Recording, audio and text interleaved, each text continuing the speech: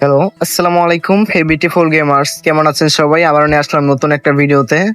আজকের ভিডিওটা হচ্ছে স্পেশাল একটা ভিডিওটা, কেউ স্কিপ করবেন না, অনুরোধ রইল সবার কাছে। এই ভিডিওটা হলো GTA Vice City definitive edition. কি চেনা চেনা লাগে না গেমটিকে? নতুন রূপে ফিরেছে এবার ভাইস সিটি গেম। এই গেমটি আপনারা নিজেদের পিসি অথবা ল্যাপটপে কিভাবে ডাউনলোড করবেন, সেট আপ করবেন এবং ইনস্টল করে রান করে নিজেদের পিসি অথবা ল্যাপটপে খেলবেন, সম্পূর্ণ সেট আপ টিউটোরিয়াল গাইড আজকের ভিডিওটিতে দেখতে পারবেন। তো আমি আবারও বলে রাখি, ভিডিওটি কেউ স্কিপ করে দেখবেন না। গেমটি ডাউনলোড করার জন্য যে কোনো ব্রাউজারে চলে যান।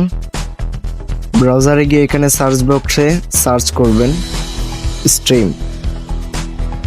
স্ট্রিম লিখে সার্চ করলে ওয়েবসাইটটা ওপেন করে এখানে সার্চ বক্সে GTA Vice City definitive edition লিখে সার্চ করুন। তারপর এখানে সম্পূর্ণ ভাইস সিটি গেমের স্ক্রিনশট ফিচারগুলো দেখতে পারবেন। এখান থেকে আপনি ডাউনলোড করতে পারবেন। এখানে সিস্টেম রিকোয়ারমেন্টস সব কিছু লেখা আছে, আপনারা এটা দয়া করে পড়ে নেবেন। আবার আন্দাগুন্দা ডাউনলোড করেন না, পরে বিপদে পড়বেন। আগে দেখে নেন নিজেদের রিকোয়ারমেন্টস, কত রিকোয়ারমেন্টস লাগবে ডাউনলোড করতে, এখানে দেওয়া আছে।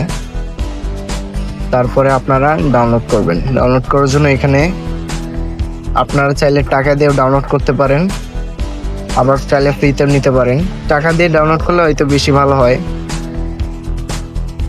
টাকা দিয়ে ডাউনলোড করলেই বেশি উপকার ভালো হয়, যে কোনো ভাইরাস টাইরাস থাকে না কোনো ফাইলে। আবার ফ্রিতে ডাউনলোড করতে গেলে দেখা যায় যে অনেক সময় ভাইরাস থাকে ফাইলগুলোর মধ্যে। তবে টাকা দিয়ে ডাউনলোড করাই ভালো। স্ট্রিম থেকে ফ্রিতে ডাউনলোড করতে দেয় না, টাকা দিয়েই করবেন। এখন হয়তো অনেকের প্রশ্ন হইতে পারে যে ভাই টাকা দিয়ে কেন গেম কিনবো? তো আসলে স্টিম থেকে যদি আপনি কোনো গেম ডাউনলোড করতে যান তাহলে আপনাকে টাকা দিয়ে ডাউনলোড করতে হবে, আপনাকে ফ্রিতে ডাউনলোড করতে দিবে না, কারণ এটা একটা স্টিম সফটওয়্যার। তো আমি পরবর্তীতে একটা ভিডিও দিব, সেই ভিডিওটিতে আপনারা ফ্রিতে এই গেমটি ডাউনলোড করে খেলতে পারবেন।